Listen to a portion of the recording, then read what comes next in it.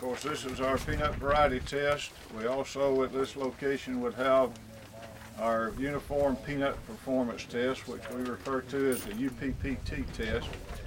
I have some information there that we're passing around that Dr. Branch provided on the varieties that they have developed in their breeding program. Also, the handout there looking at the Wiregrass Research and Extension Agronomy Field Day, this white one that I'm holding up. If you'll take a look at the first page, we'll take a look at the data from our last year's variety test, indicating the, and this is just the yield from the irrigated test for last year. And before I forget it, let me point out down at the bottom the if you want to take a look at the complete test, the entire test, such as this, can be found at our website, located here at the bottom of the page. One thing that I would like to point out to you, looking at the yield of the different varieties, look down and you see the overall average was 5906, and then the LSD, or least significant difference, was 896 pounds. So almost 900 pounds is the LSD, or each one has to be different that much in order to be different from each other. So if you take a look at that, the top yielding variety of 6534, and you have to go down to the one that was 5699 in order to really have any statistical differences in the program. So you're also looking at the hits of the tomato spotted wilt per plot, with the Georgia 10T having the least amount of hits. But again, LSD had to be a 6.04. So you had to be from about middle ways down. You got one group that's the most susceptible, and then another group that would be the least susceptible. The next page is just going to give you the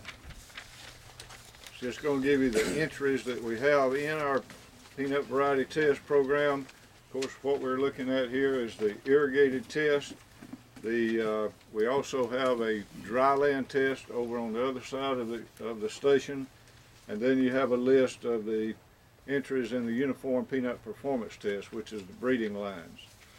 The next page is going to give you some variety descriptions of the newer varieties that we have in the program, the Georgia 11J and the two breeding entries that Dr. Holbrook has put in. If you haven't met Dr. Holbrook, he's on your trailer. The guy out in the plots there with the green shirt and the white shorts is Dr. Holbrook. And so he's the breeder that developed Tifgard. If you're familiar with Tifgard, which is the variety that is resistant to root knot nematode.